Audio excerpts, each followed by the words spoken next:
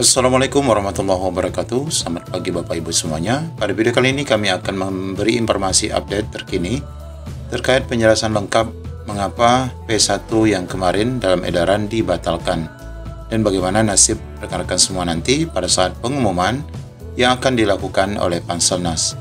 Di sini kita lihat demi 2100 optimalisasi, Panselnas mengorbankan 3034 P1 yang sudah dinyatakan mendapatkan penempatan. Untuk info lengkapnya ikuti video ini sampai selesai. Sebelum nanti Bapak Ibu kita lihat beberapa chat yang kita bisa lihat mengapa sebenarnya rekan-rekan ini dibatalkan. Ada beberapa jawaban chat dari Pak Suharmen dan penjelasan dari pejabat kementerian. Nanti juga kita akan dengarkan penjelasan lengkap melalui informasi di laman JPNN, termasuk 5 besar provinsi yang dibatalkan, kemudian maksudnya 5 besar yang paling banyak ya. Kemudian ini bagaimana nasib kedepannya, ini dijelaskan secara detail oleh pejabat BKN Bu Nunuk sendiri, Pak Suharmen, dan pejabat Kemdikbud Ibu Nunuk sendiri. Baik Bapak Ibu, kita coba langsung pada informasi pertama. Di sini kita lihat informasi yang dicat oleh rekan-rekan kepada Pak Suharmen. Pertama, Bapak izin apa sebetulnya alasan pembatalan penempatan ini? Rekan-rekan saya banyak yang masuk pembatalan dan bertanya kenapa dibatalkan, sedangkan di surat itu penyebab sanggah dari peserta P1 disebutnya, dari P1 yang lain. Sanggah di mana Bapak? Sanggah yang di mana Bapak? Sedangkan SSSN saja belum masuk ke masa sanggah. Nah, ini benar sekali Bapak Ibu. Kalau kita lihat di laman SSSN ini, kalau Bapak Ibu sudah mendownload suratnya, ini disebutkan karena adanya verifikasi ya, dilakukan verifikasi ulang akibat sanggahan yang dilakukan oleh pelamar P1. Kalau menurut admin Bapak Ibu, ini hanya bahasa apa ya? Menyelamatkan diri saja. Ini alasan Kemdikbud saja yang menyebutkan adanya sanggahan. Padahal sebenarnya nggak ada sanggahan Bapak Ibu. Itu ya. Kemudian kita lihat jawabannya Bapak Ibu. Nah, di sini sobat dijawab kan sudah ada di pengumumannya bahwa ada kesalahan perpal. Nah, kalau kesalahan perpal ini mungkin, tapi kalau ada sanggahan itu tidak. Yang dilakukan Kemdikbud. Jadi kesalahan itu memang dilakukan Kemdikbud pada saat pengumuman awal penempatan P1. Pengumuman awal tersebut kemudian disanggah oleh peserta P1. Nah, ini kita tak dapat terima Bapak Ibu. Ini tidak dapat kita terima dan tidak dapat dibuktikan. Selain Dikbud melakukan pengecekan kembali ternyata benar. Jadi setelah dilakukan pengecekan kembali ternyata benar. Masa orang menyanggah sampai 3.000-an seperti itu, waktu sanggahnya tidak ada Bapak Ibu. Tidak ada waktu sanggah. Tidak ada waktu sanggah. Ya, tidak ada waktu sanggah pada saat notifikasi penempatan. Itu tidak ada masa sanggah. Ini hanya alasan dari Kementerian Pendidikan dan Panselnas. Dan di sini disebut Panselnas diminta Dikbud untuk mengumumkan kembali kesalahan tersebut. Nah, ini sudah terjadi Bapak Ibu ya. Ini hanya apalah ini, Raja Tega, nggak beralasan, alasan yang tak dapat diterima. Kemudian ada informasi lain, tolong Pak, kasihan teman-teman yang masuk nama pembatalan bertanya-tanya alasannya. Ini sama nih, SSN saja belum ada jadwal masa sanggah, macam mana cara menyanggah? Nah, ini jawabannya. Ini jawabannya lain lagi nih. Berdasarkan Permenpan nomor 20 tahun 2022, penempatan P1 dilakukan berdasarkan perangkingan hasil seleksi kompetensi tahun 2021. Jika PG1 dan PG2 pada jabatan yang sama, maka diambil nilai tertinggi. Jika PG1 dan PG2 pada jabatan berbeda, maka diambil PG2-nya yang lebih dulu dinilai berdasarkan urutan ini. Ini tak nyambung Bapak Ibu, ini sangat tidak menyambung sekali.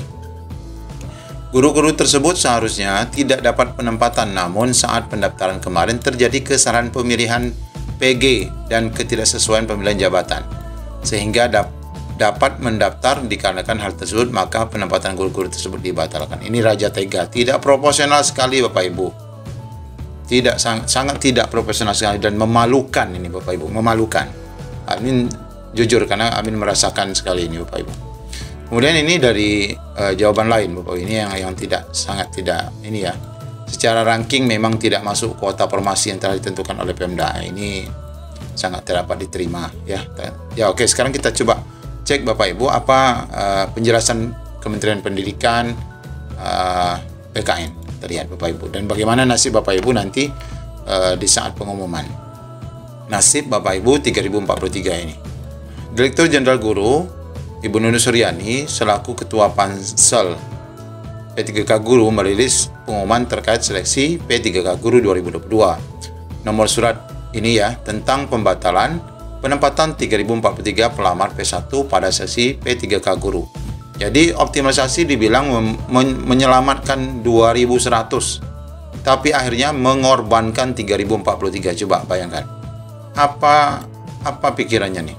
P1 merupakan peserta seleksi P3K Guru pada 2021 yang telah memenuhi passing grade yang mencapai 193.954. Pada seleksi 2021, mereka tidak mendapatkan formasi sehingga mendapatkan prioritas pertama pada seleksi P3K Guru tahun 2022 tanpa harus ikut tes lagi. Sebelumnya, 3043 P1 tersebut sudah mendapatkan penempatan P3K Guru yang diumumkan akhir 2022 lalu. Sehubungan dengan telah berakhirnya proses pendaftaran P3K Guru melalui SSN, ini isi surat ya, kami sampaikan bahwa setelah dilakukan verifikasi kembali dengan adanya sanggahan, ini isi surat yang mengada-ngada berdampak pada perubahan status 3043 pelamar prioritas 1 dari mendapatkan penempatan menjadi tidak mendapatkan penempatan. Demikian bunyi surat yang ditekan Bu Nunung. Pada saat rekan-rekan beraudiensi bersama Bu Nunung dari Kabupaten Bogor kemarin, kenapa tidak disampaikan ini?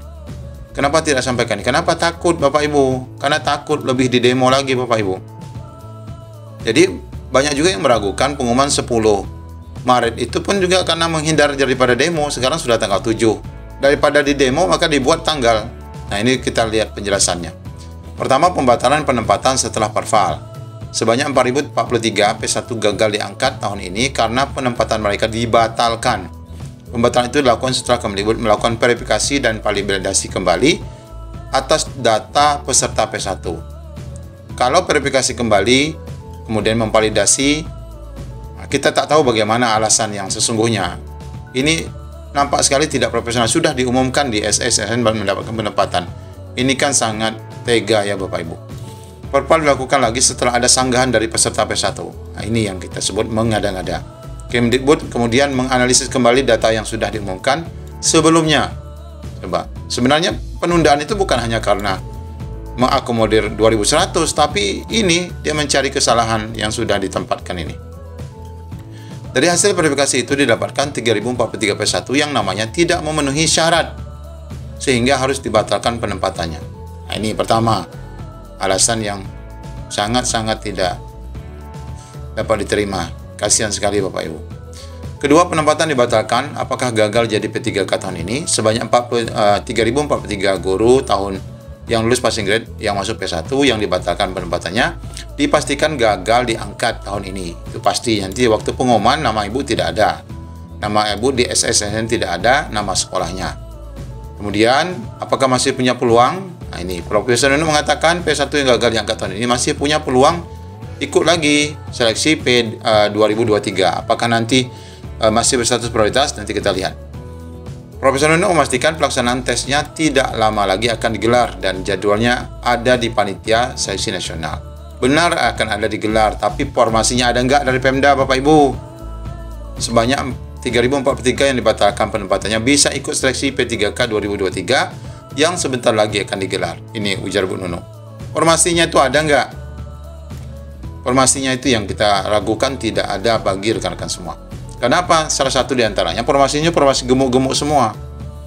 Kemudian data P1 dikunci ini ya. Apakah P1 yang tidak mendapatkan formasi P2, P3K 2022 akan tetap mendapat prioritas?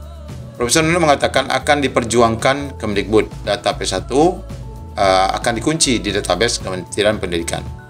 Ini sedikit kabar senangnya bahwa data Bapak Ibu tetap sebagai prioritas 1. Meskipun apakah 2023 akan mendapatkan lagi, tidak ada jaminan karena kita tidak tahu formasi untuk Bapak Ibu itu apakah dibuka apa tidak di tahun 2023 ini. Namun bagaimana kebijakan khusus untuk sisa P1? Dirjen Nunung mengatakan akan ada regulasi baru. Jadi artinya setelah diakomodir 2100, itu kan masih banyak lagi P1 yang belum mendapat akomodir. Nah, itu tentu nanti akan semuanya mengikuti di 2023. Nanti ada permenpan baru soal P3K 2023 yang pasti Kemdikbudristek selalu berada di belakang guru honorer. Nah, sekarang kita lihat poin-poin pernyataan dari Pak Suharman ya. BKN tidak ikut memverifikasi data. Coba lihat di sini. Informasi penempatan itu di laman SSSN. Sekarang data itu diverifikasi ulang oleh Kemendikbud. BKN tidak terlibat. Deputi Suharman mengatakan bahwa pembatalan penempatan 3043P1 itu setelah Kemendikbud melaksanakan verifikasi. Suharman memastikan BKN tidak ikut memverifikasi.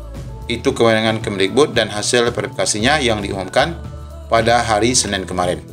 Kemudian bagaimana dengan seksi P3K 2023? Suharman mengatakan cepat lambatnya pelaksanaan P3K 2022 akan berpengaruh terhadap jadwal seksi 2023. Iya, kalau mundur terus nih Bapak Ibu, pasti seksi 2023 juga akan molor. Jika pelaksanaan P2022 cepat selesai, maka tahapan seksi 2023 juga akan cepat selesai alias tidak akan molor. Kita lihat Bapak Ibu lanjutannya. Nah, tanggal surat Prof. Nunuk. Surat penting yang berkaitan dengan pembatalan itu dibuat pada tanggal 1 Maret 2023. Demo tanggal berapa? Tanggal 1 kan? Tapi tidak ada klarifikasi. Namun surat pengumuman tersebut baru disampaikan di laman P3K Guru tanggal 6. Mengapa ada jeda waktu yang lumayan lama? Keputusan sudah ada tanggal 1 saat rekan-rekan demo, tapi baru diumumkan semalam tanggal 6 Maret 2023. Ada apa Bapak Ibu? Ini dipertanyakan oleh BKN sendiri juga mempertanyakan hal itu. Nah, kemudian kita lihat Bapak Ibu 5 besar provinsi yang jumlah P1-nya terbanyak yang dibatalkan dalam penempatan kemarin. Nah, ini kita lihat yang pertama adalah Jawa Barat. Di sini mencapai 635 orang. Rekan-rekan yang dibatalkan dari wilayah Jawa Barat. Dari jumlah tersebut 306-nya adalah berada di provinsi Jawa Baratnya. Kemudian sisanya tersebar di sejumlah pemerintah kabupaten kota yang kini dipimpin oleh Ridwan Kamil. Kemudian daerah kedua di sini disebutkan adalah Provinsi Jawa Tengah 586 dan 428-nya adalah dari provinsinya ya. Kemudian ketiga Jawa Timur, ini tentu kota-kota besar Bapak Ibu. 429, 284-nya dari provinsi Jawa Timurnya. Kemudian DKI Jakarta yang berjumlah 245 serta yang kelima adalah NTB alias Nusa Tenggara Barat yang berjumlah 156 dan 28 diantaranya berasal dari Pemprov NTB. Jadi Bapak Ibu, ini beberapa penjelasan yang dapat kita tunjukkan kepada rekan-rekan semua. Tentu saja kalau ditanya kecewa, pasti kecewa Bapak Ibu. Pasti kecewa. Rekan-rekan yang sebelumnya sudah dari awal memang tidak mendapatkan penempatan, itu berharap-harap dari optimalisasi ini mendapatkan penempatan. Orang-orang yang sudah mendapatkan notifikasi penempatan di SSSN-nya kemarin, itu sudah wanti-wanti akan mendapatkan penempatan, tetapi menjelang hari pengumuman jumlah yang lebih banyak dari rencana optimalisasi malah dibatalkan.